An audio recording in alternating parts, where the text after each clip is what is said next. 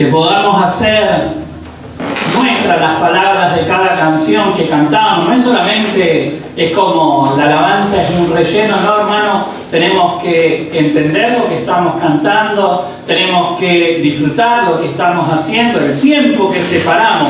Ya que usted separó este tiempo para estar acá en la casa del Señor, que usted lo pueda disfrutar, que pueda meterse en la presencia de Dios. Amén. Y como decía, que podamos declarar la gloria para el Señor, que podamos darle la gloria a Él cada día de nuestra vida. Amén. Aleluya. Estaba pensando en esta semana con respecto a nuestra vida y cómo nosotros tenemos que tener en claro algunos conceptos como hijos de Dios. Amén. Hay veces que sin darnos cuenta manejamos un lenguaje, pero no lo terminamos de entender. Y lo importante es que podamos entender el lenguaje que nosotros manejamos dentro de la iglesia. Que no sea solamente un lenguaje o un léxico interno, sino que podamos entender lo que estamos hablando. Y cuando hablamos de discipulado, ¿entendemos todo lo que significa discipulado? A veces hablamos de ser discípulo, de estar en una célula, de ser un discípulo de tal o cual persona, pero ¿qué significa ser un discípulo? Yo sé que acá la respuesta la tiene porque ya los he martillado, no la diga Jonathan, pero por ahí también para que otros puedan decir, ¿se acuerdan? La definición de discípulo. ¿Qué es un discípulo? Porque fíjense que esta es una palabra que nosotros usualmente usamos. Pero ¿qué es un discípulo? Un aprendiz. Un aprendiz. Alguien que aprende de un maestro. Por acá. Uno que sigue la instrucción de otro, ¿sí? Porque esto es literal justamente de lo que significa la traducción de discípulo. Es uno que sigue la instrucción de otro, ¿sí? En definitiva, como decía, es un aprendiz, es alguien que está aprendiendo. ¿Y nosotros somos discípulos de quién? De Jesucristo. Somos discípulos de Jesucristo.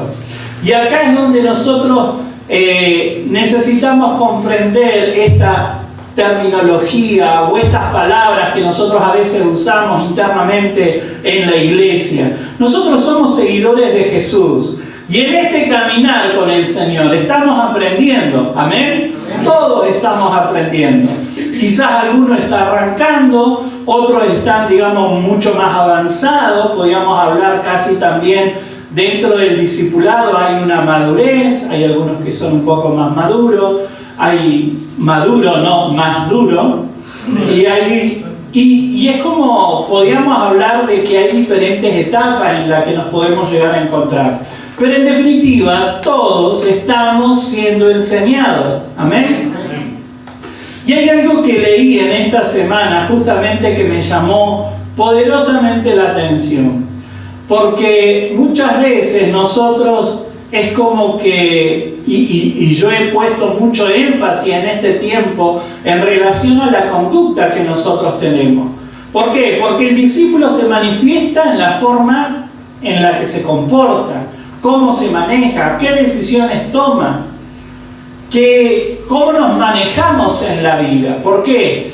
Porque yo puedo hablar del discipulado desde un punto teórico, de conocimiento, de conceptos intelectuales, pero la palabra me enseña de que el discípulo se manifiesta en el día a día con cada una de las decisiones que toma. ¿Amén? Por eso nosotros tenemos que en este tiempo ponernos bajo la lupa de la palabra de Dios, enfrentarnos a la palabra y poder evaluarnos a nosotros mismos. Tener ese momento, como podríamos decir, de autocrítica. ¿Cómo estamos nosotros en este tiempo como discípulos del Señor? En nuestro caminar, ¿cómo lo estamos llevando? Podríamos hablar de que a veces sin darnos cuenta, cuando hablamos de discipulado, estamos hablando de quizás una serie de comportamientos o un estilo de conducta. Pero si yo lo analizo y lo tomo solamente como algo intelectual, yo me puedo estar equivocando. ¿Por qué? Porque es mucho más que aprender estructuras de iglesia. Y permítanme decirle, hermanos, que esto es algo que nosotros tenemos que aprender a separar. Gloria a Dios que nosotros podemos asistir a un culto, que tenemos un lugar donde podemos asistir, que tenemos algunas actividades dentro de la iglesia o tenemos una forma de manejarnos dentro del culto. Pero aprender todo eso y conocer esas actividades a mí no me hace discípulo del Señor. Lo que me hace discípulo del Señor es mi comportamiento como discípulo, siguiendo las instrucciones de Jesucristo, siguiendo la palabra de Dios. ¿Amén? Amén. Ahora, vuelvo a repetir, si yo solamente me quedo con una serie de conductas que yo puedo hasta anotar. Bueno, un discípulo hace esto y genera una lista interna, ¿no? Una lista para mí. Y yo puedo comenzar a decir, bueno, hoy hice esto, bueno, sí, esto también lo estoy haciendo, y que puedo ir como tachando qué hice y qué no hice.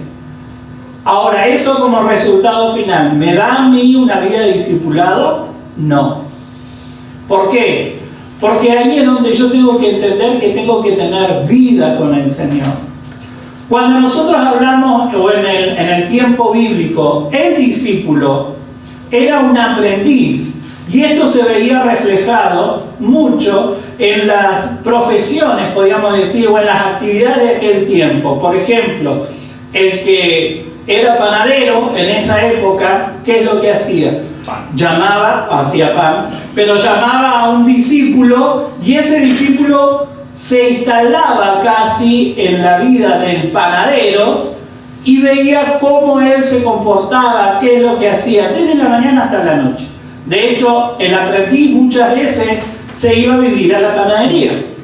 Lo mismo pasaba con el herrero, lo mismo pasaba con cada una de las actividades de ese tiempo. Por medio de la enseñanza de la imitación, terminaba siendo un discípulo. Ejercía una profesión y era el discípulo y el que iba a continuar la obra. Nosotros, como discípulos del Señor, tenemos que continuar su obra. Por eso es importante de que yo, no es que le estoy diciendo, hermano, véngase a vivir conmigo, no lo interprete así, porque no vamos a entrar todos en mi casa, sino en el hecho de que yo tengo que apegarme a un estilo de vida conforme a lo que Jesús quiere, conforme a lo que Él me enseña. Y todo esto nosotros lo encontramos en la palabra. ¿Amén? Así que le invito a que pueda leer conmigo y que podamos analizar o podamos aprender lo que nos dice Primera de Juan, capítulo 2. Primera de Juan, capítulo 2, del 1 al 6. Leo el primer versículo, no son muchos igual, pero lea la versión que tenga. ¿Amén? Amén. Dice: mis queridos hijos, les escribo estas cosas para que no pequen. Pero si alguno peca, tenemos ante el Padre a un intercesor, a Jesucristo el justo.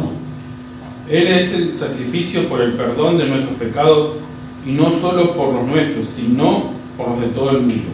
Podemos estar seguros de que conocemos a Dios si obedecemos sus mandamientos. Él dice, yo lo conozco y no obedece sus mandamientos. El que dice, yo lo conozco y no obedece sus mandamientos es un mentiroso, y no hay verdad en él. Pero los que obedecen la palabra de Dios demuestran verdaderamente cuánto lo aman, así como sabemos que vivimos en él.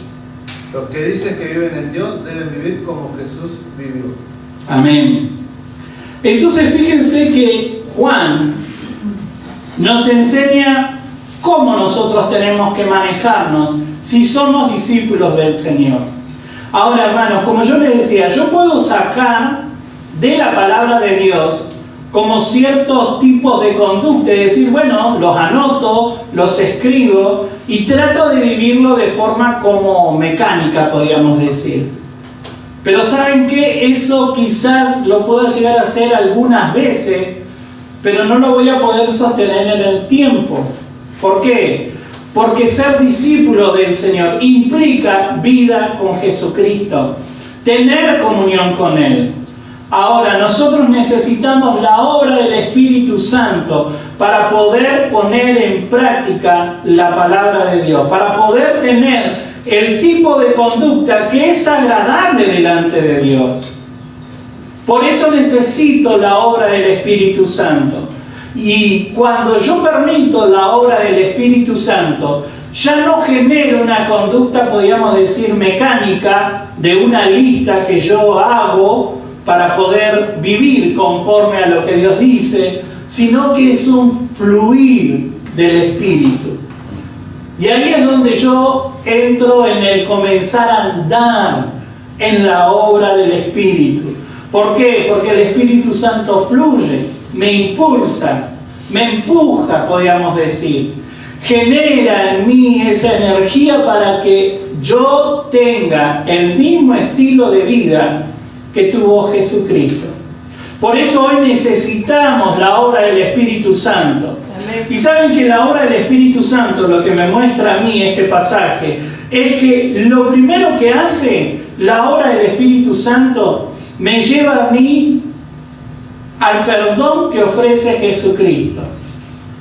Dentro de nuestro discipulado hay algo que yo no puedo descartar en mi vida, que es justamente el volverme a Dios en arrepentimiento.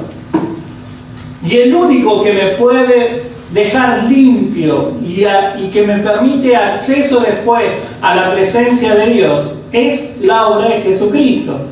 Por eso yo tengo que permitir que el Espíritu Santo me lleve a la obra del perdón que ofrece Jesucristo. Dice: mis queridos hijos, les escribo estas cosas para que no pequen. Pero si alguno peca, tenemos ante el Padre a un intercesor. Cuando nosotros comenzamos este camino en Jesucristo, cuando nosotros tomamos la decisión de aceptar a Jesucristo en nuestra vida como Señor y Salvador, iniciamos un caminar.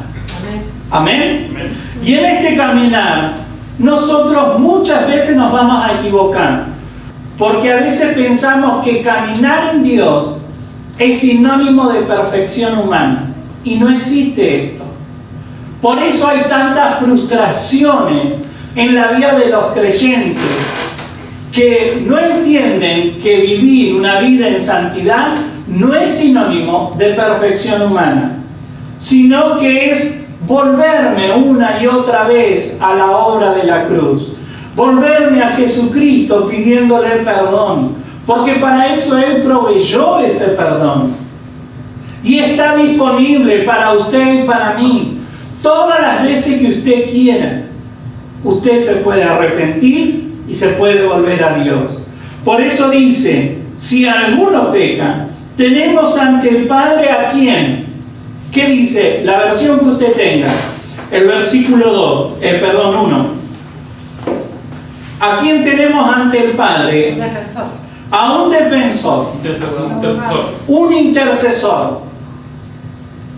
Un abogado. Un abogado. Entonces nosotros tenemos quien nos defienda. Él es el que intercede delante del Padre. ¿Para qué? Para que me otorgue el perdón. Por eso yo puedo acercarme a Jesucristo. Puedo acercarme a la presencia de Dios a través del sacrificio de la cruz. Una y otra vez. No importa cuántas veces. No importa si usted se equivocó en la mañana y pecó en la mañana y a la tarde, a las 3 de la tarde otra vez se equivocó. Vuélvase a Jesucristo. Amén. Ahora, yo no le estoy diciendo juegue con el perdón de Dios, porque no corresponde. Pero yo tengo que entender de que tengo acceso a ese perdón. Una y otra vez. Una y otra vez. ¿Qué tengo que hacer yo? Justamente confesar mis pecados. Y esto es algo que a veces como hijos de Dios no hacemos. ¿Por qué? Porque bueno, yo ya tengo un lugar de autoridad. ¿Cómo me voy a andar arrepintiendo? ¿Cómo voy a andar pidiendo perdón? No, hermano. No importa el nivel que usted tenga delante de Dios en relación a la madurez. Porque todos de una u otra manera pecamos. De hecho, de palabra o de pensamiento. ¿Y qué tengo que hacer yo? Volverme a Dios. Pedirle perdón. ¿Y saben qué? Es el Espíritu Santo el que te lleva al perdón. El que te lleva al arrepentimiento. Por eso yo tengo que permitir la obra del Espíritu Santo en mí. ¿Por qué? Porque si no la permito, comienzo a generar una dureza de corazón. Y ya después no me acerco a Dios en busca de perdón, sino que me conformo con la religiosidad, con el ser parte de un culto, con el participar de alguna actividad, el ir detrás de algún, ¿no es cierto?, evento. Pero eso no nos hace creyentes, hermanos. Eso no nos hace discípulos del Señor. No nos hace discípulos de Jesucristo. El Espíritu Santo nos lleva a la obra de la cruz, y esto es lo que yo tengo que tomar. Jesucristo es el único que nos puede otorgar el perdón absoluto. Y es una obra maravillosa, hermanos. Si usted medita en esta semana en el perdón, solamente en el perdón que Dios le proveyó, es una obra maravillosa que yo no la puedo desperdiciar, que yo tengo que aprender a valorarla. Y si está ahí para mí, cuando yo me equivoco, cuando yo peco, tengo que acercarme a Jesucristo y pedirle perdón. Pedir perdón. Amén. Esto es algo que a veces lo dejamos de hacer, pero es importante en nuestra vida como discípulos del Señor. He descrito a Jesucristo como el justo, nuestro abogado, nuestro defensor, el que intercede por nosotros delante del Padre. Él está a nuestro favor. Él nos puede ayudar, nos puede limpiar, porque fíjense que dice, Él es el sacrificio por el perdón de nuestros pecados. Y no solo por los nuestros, sino por los de todo el mundo. Amén. Amén.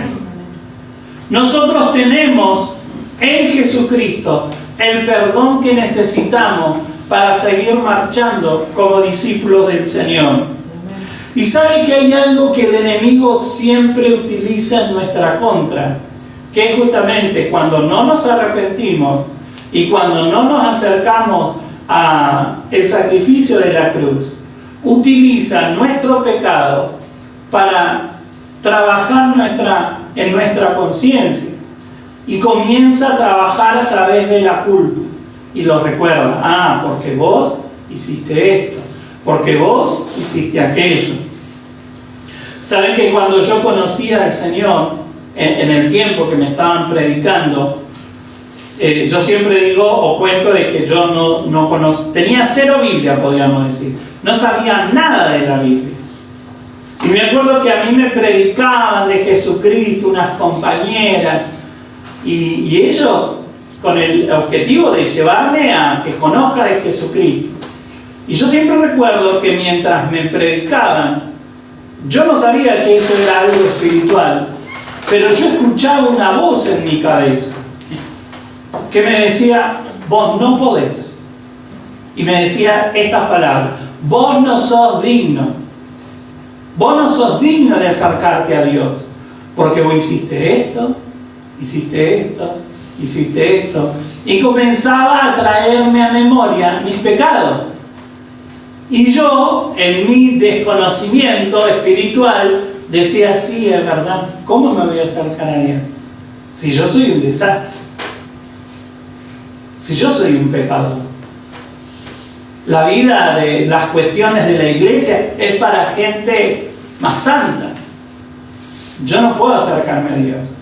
Y me acuerdo que ellas me hablaban de Jesucristo, yo escuchaba esa voz Y le decía, sí, pero yo no puedo.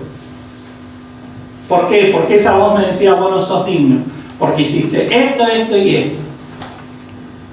Y era verdad, yo había cometido todos esos pecados que me nombraba, pero yo todavía no había comprendido ni había disfrutado del perdón de Dios. Ahora, hermanos, la culpa no es algo con lo que trabaja Dios.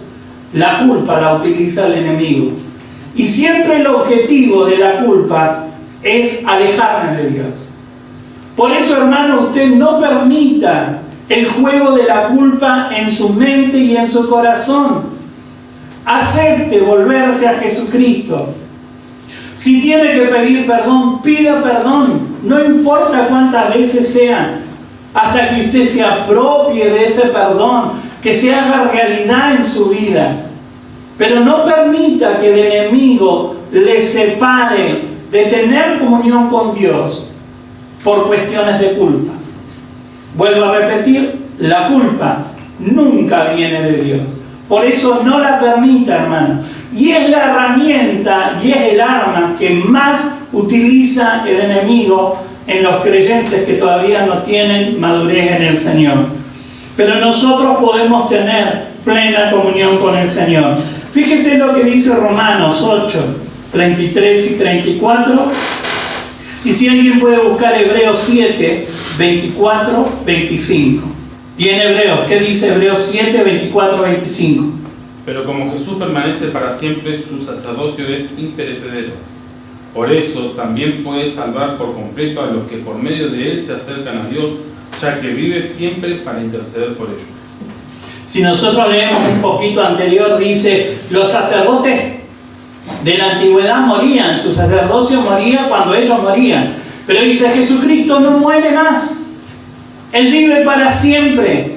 Y Él es nuestro intercesor. Él es aquel que está abogando en favor de nuestras vidas delante del Padre. Y dice, todo aquel que se acerca a Él puede ser salvo. No está diciendo, no, pero los que hicieron tales y cuales pecados, no, eso no. No dice el que se acerca. Porque muchas veces nosotros generamos como una escala de valores de pecado. Pero el pecado es pecado delante de Dios. Amén.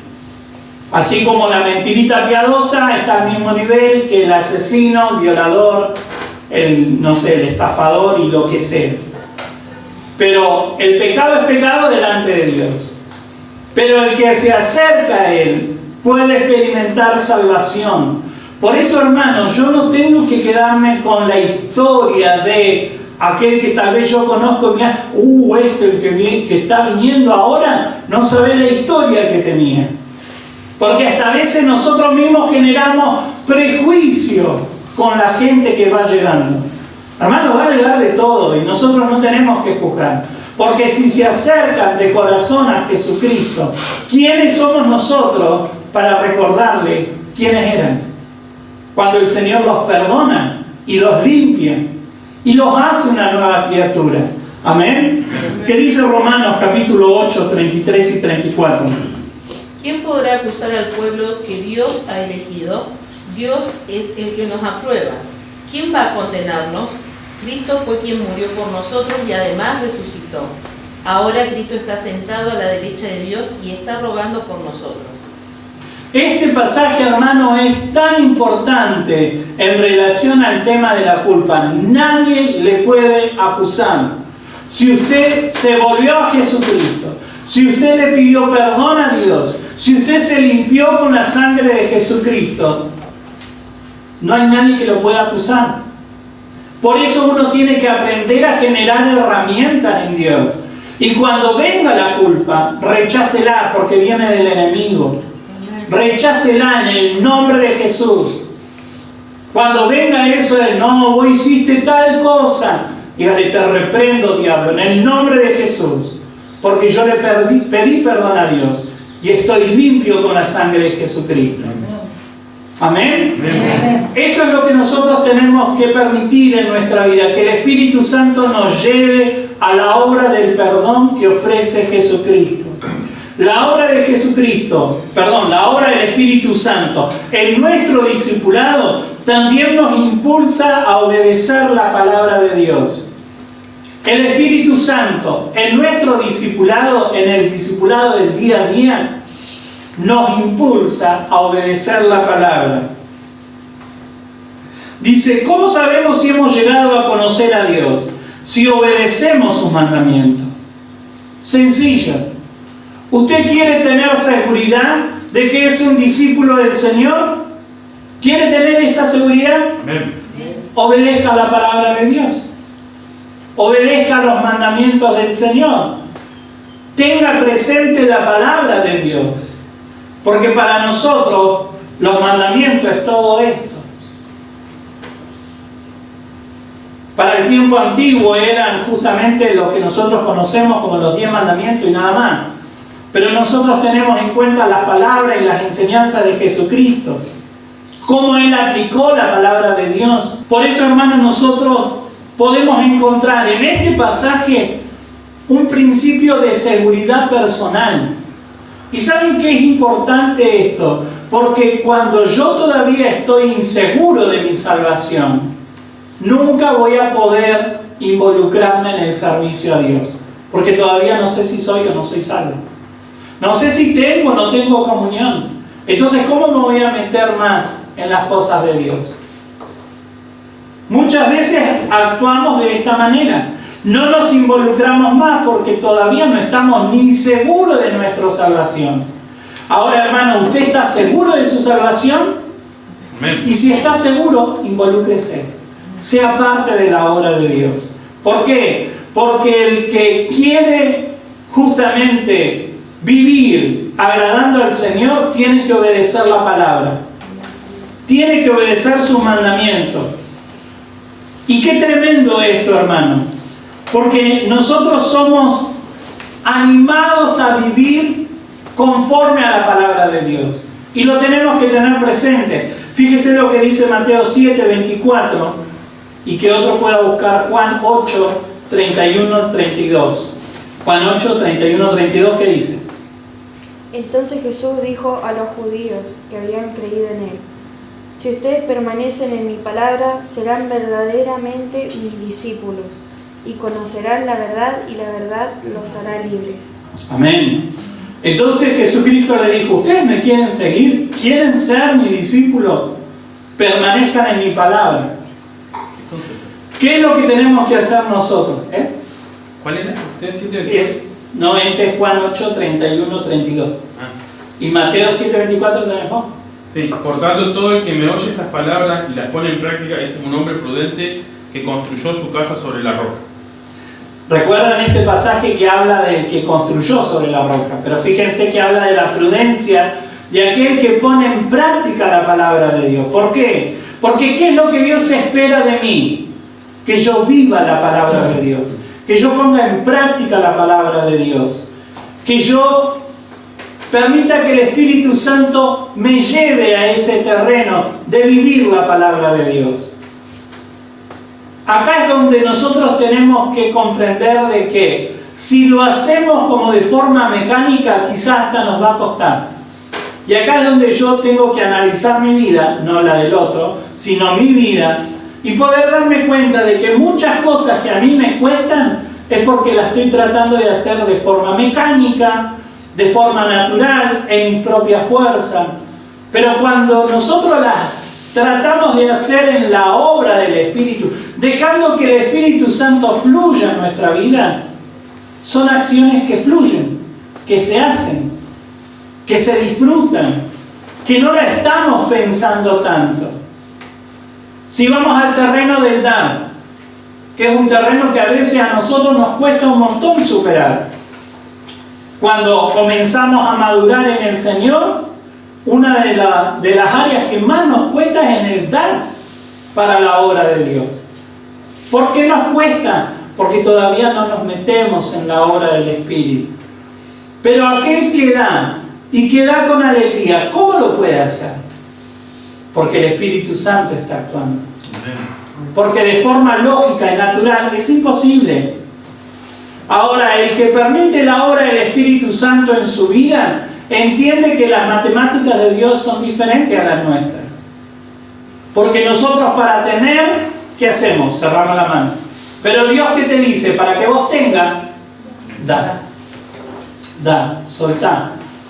Y recuerdo siempre a una pastora que decía que cuando nosotros damos, abrimos nuestra mano para dar, pero también es la oportunidad en la que el Señor nos llena. Y cuando traemos nuestra mano, la traemos llena de bendición del Señor. Amén. Porque es algo espiritual, hermano. Amén. Que después es como que se hace real en la vida natural, pero arranca en el terreno de lo espiritual. Amén. Amén. Por eso Dios espera de mí que ponga en práctica su palabra. Ahora fíjense qué tremendo que es esto, porque Juan es muy claro, dice, el que afirma, lo conozco, pero no obedece sus mandamientos, ¿qué dice? Es mentiroso. Y acá es donde, hermanos, yo no estoy inventando la palabra de Dios. La palabra es clara. Dice, vos conocés al Señor y tenés que poner en práctica la palabra. ¿Qué dice la palabra?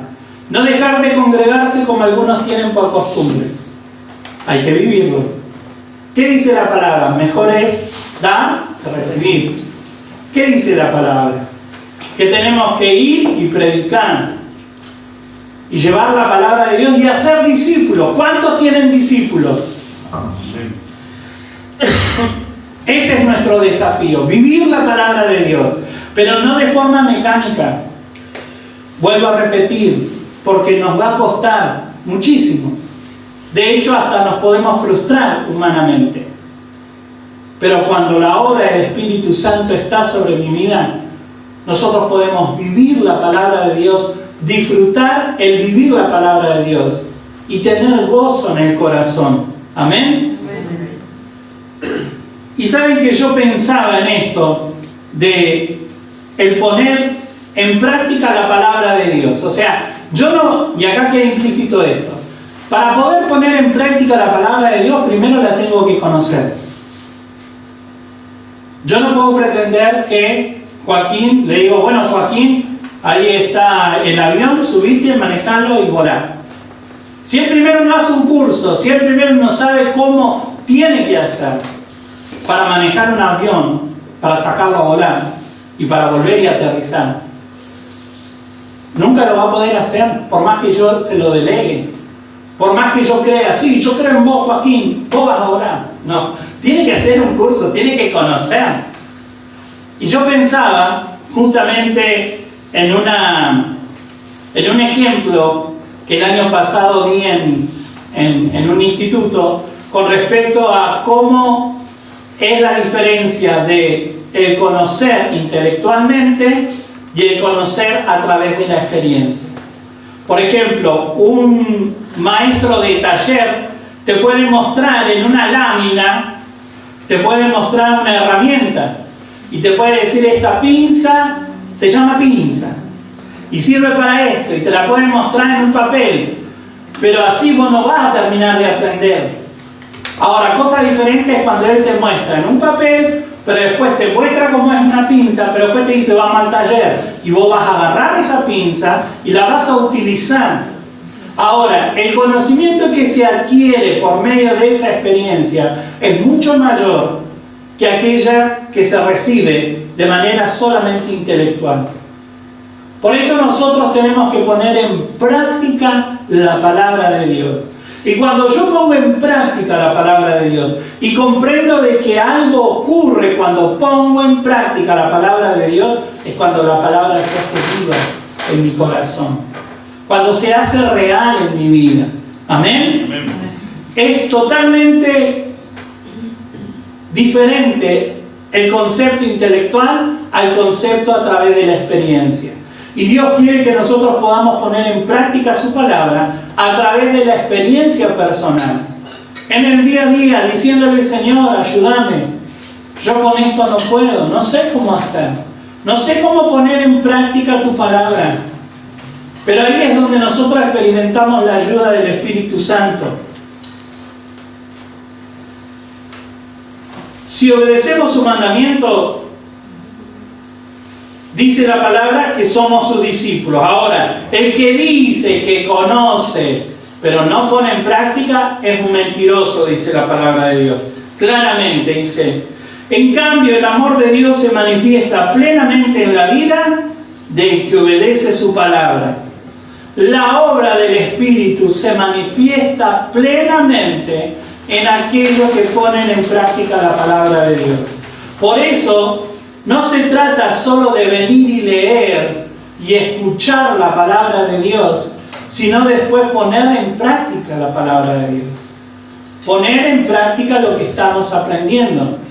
Yo le puedo enseñar a usted acerca de la oración. Puedo traerle conceptos del griego, del arameo, de, no sé, un estudio. Puedo traerle un gráfico. Antes de orar, usted se puede arrodillar y le puedo mostrar un hombrecito de rodilla. Y le puedo hablar un montón de cosas de la oración. Pero ahora, cosa diferente es que nosotros hablemos de la oración y terminamos de hablar de la oración y comencemos a orar. Y ahí es donde la experiencia me lleva a mí a una realidad de la palabra de Dios. ¿Amén? Amén. Pero fíjense también que la obra del Espíritu Santo en nuestro discipulado también nos anima o nos lleva a imitar la conducta de Jesús. Dice, el que afirma que permanece en Él debe de vivir ¿cómo? Bueno. Como Él vivió. Pregunta, ¿usted está viviendo como vivió Jesucristo? Su conducta en su diario vivir ¿está mostrando que usted vive como Jesucristo? No es necesario que me responda. Pero la realidad, hermano, es que nosotros tenemos que caminar y transitar nuestra vida como Él vivió. Ese es nuestro desafío en el día a día. Vivir como Él vivió, imitar su conducta. Y fíjese cómo acá se cumple literalmente el significado de discipulado. Le imito. Imitar a Jesús. Por eso, hermano, en este tiempo nosotros tenemos que volvernos a la persona de Jesucristo. Es como comenzar a mirar más la vida, el ministerio, cómo Él se movió, qué es lo que Él hizo, qué es lo que Él dijo, cómo se comportó, cuál fue su conducta, cuáles fueron aún hasta sus emociones en ese momento. Comenzar a ver la persona de Jesucristo. ¿Para qué? Para poder imitarle. Para poder imitar su forma de vivir. Y yo creo que acá es donde quizás no hemos entendido bien este precepto de imitar a Jesús como Él vivió. Como yo le decía, si nosotros lo usamos como un molde de hecho simplemente, a veces lo podemos llegar a lograr y a veces no. Si yo comienzo a analizar, y no, porque hay algunos que pueden tener una capacidad intelectual importante, que pueden comenzar a ver cómo se movía Jesús, qué hizo Jesús. Y yo hago una lista y genero una especie de molde. Y después comienzo a decir, bueno, a ver, yo voy a hacer lo mismo. Le puedo asegurar de que si no permite que la obra del Espíritu Santo lo ayude, no lo va a lograr. Por más que descubra cada acción que realizó Jesucristo en su ministerio. Por eso necesitamos la obra del Espíritu Santo, para que Él nos ayude. Ahora, ¿cuáles son las características que manifestó Jesús en su conducta? Podríamos hablar a nivel general de, primero, obediencia a la voluntad de Dios. Y yo pensaba en esto. Nosotros hoy estamos apuntando a hacer la voluntad del Padre como Jesucristo. Y yo meditaba que muchas veces el Evangelio es encarado como: me acerco a Dios porque necesito que me arregle la familia. Me acerco a Dios porque necesito que me ayude económicamente. Me acerco a Dios porque quiero que, no sé, me resuelva los problemas matrimoniales. Me acerco a Dios porque estoy enfermo y necesito ser sano. No está mal, pero no es el todo. no es el todo. Yo tengo que apuntar a hacer la voluntad de Dios. ¿Y saben qué, hermano? Hoy hablar de la voluntad de Dios y el hacer la voluntad de Dios casi es un idioma desconocido para la iglesia. Desconocido para muchos lugares donde hablan de un montón de temas que parecen, no sé, novedosos, maravillosos, como el otro día escuchaba una tremenda herejía de una mujer que decía, a través del dólar yo te voy a meter en el cielo. Así que entregame no sé cuántos dólares y vas a ver cómo yo tengo autoridad para meterte al cielo. Dios nos libre, hermano, Dios nos libre. Cuidado con lo que nosotros podemos llegar a consumir de otros lugares. Cuidado, hermano. Hoy está todo tan llevado casi a un nivel de exposición de escenarios, luces, hasta maquillados los vemos, ¿no? Pero no sabemos qué hay atrás. No sabemos cómo es la vida. No sabemos si realmente lo que están diciendo después lo están viviendo o no. Por eso también uno tiene que tener cierta precaución. Y realmente ir a lo seguro e ir a la palabra de Dios. Amén. Ir a la palabra de Dios. Ir a la presencia de Dios. Quedarnos con la persona de Jesucristo. Amén. Amén. Como le decía, nosotros tenemos como característica de la conducta de Jesús la obediencia a la voluntad del Padre. Pero también algo de lo cual tampoco se habla y que Jesucristo manifestó fue santidad. Él siempre anduvo en santidad. ¿Por qué? Porque Él fue el Cordero de Dios que quitó el pecado del mundo, pero Él nunca pecó. Él fue santo, santo, santo. Él nunca pecó. Él ocupó su lugar, mi lugar, pero Él nunca pecó, hermano. Y esto es algo de lo cual tampoco hoy escuchamos hablar. El tema de que como hijos de Dios, en medio de una generación inmunda, tenemos que aprender a vivir en santidad, hermano. Y cuidado con los permisos que nos damos a nosotros mismos como hijos de Dios.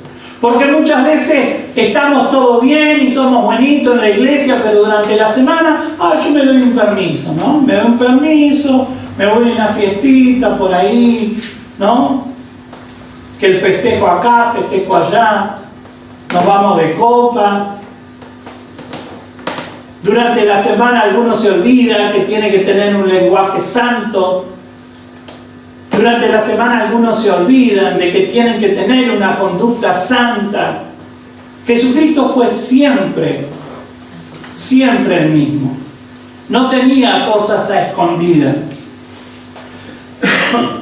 Él vivió en santidad, en total santidad y también en dependencia del Padre, hermano. Y acá es donde nosotros también tenemos que aprender a depender de Dios. No a depender del hombre, no a depender de ciertos ministerios, no a depender de la persona que nosotros consideramos que está en autoridad. Depender de Dios, hermano.